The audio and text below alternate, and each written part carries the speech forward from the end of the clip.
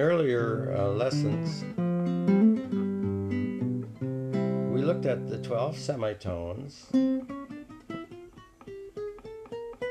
and how to build a scale out of them to get the do, re, mi, fa, sol, la, ti, do. Then we went to the 10th fret and we built a pattern or a form that we could slide around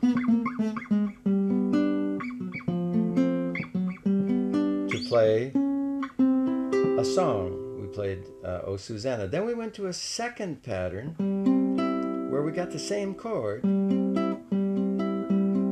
but here the do, the C, is on the 3rd string rather than on the 4th, and we moved that around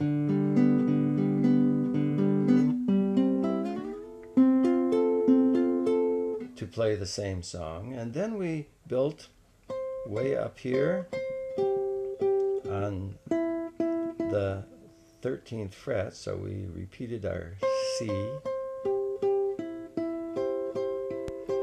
We built another pattern and we slid that around to play the same song.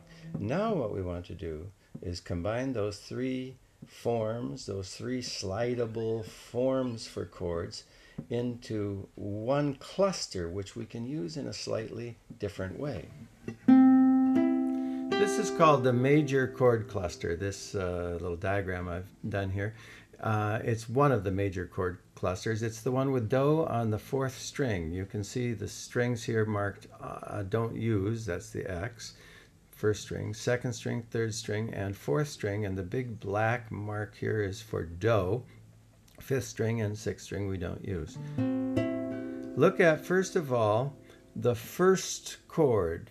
It's joined with these little circles, and it's meant to signify this. From the 10th fret, if you are playing on the 10th fret, you could play it on any fret, but I'm starting on the 10th. 10th fret, 9th fret, and 8th fret, forming what we're used to already as this pattern.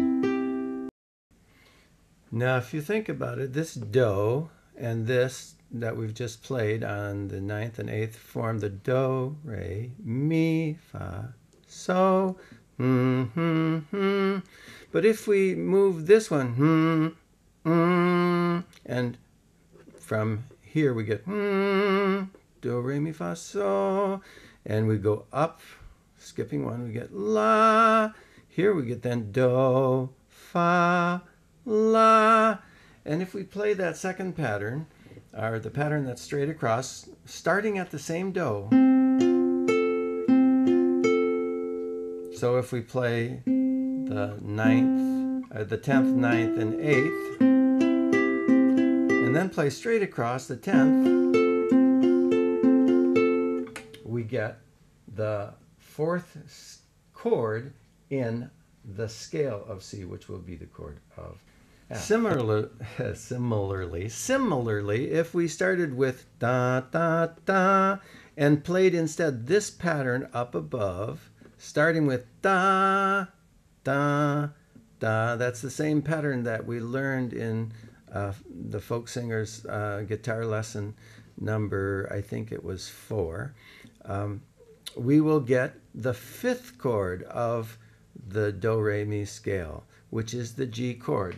Just listen to it a moment and then we'll look at it on the screen.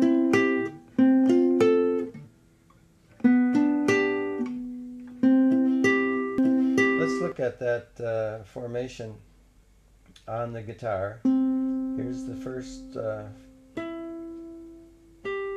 10th, 9th, and 8th frets. And then straight across on the 10th fret. And then where we were on this note, switch your finger so that this finger takes over the 2nd finger, and we get the 3rd form. And then back to the first one that we started with. 3 forms all clustered together now give us the 1st chord, which here is the C, the 4th chord in the scale, which here is the F, and the 5th chord, which is the G. Now we can get smooth with that.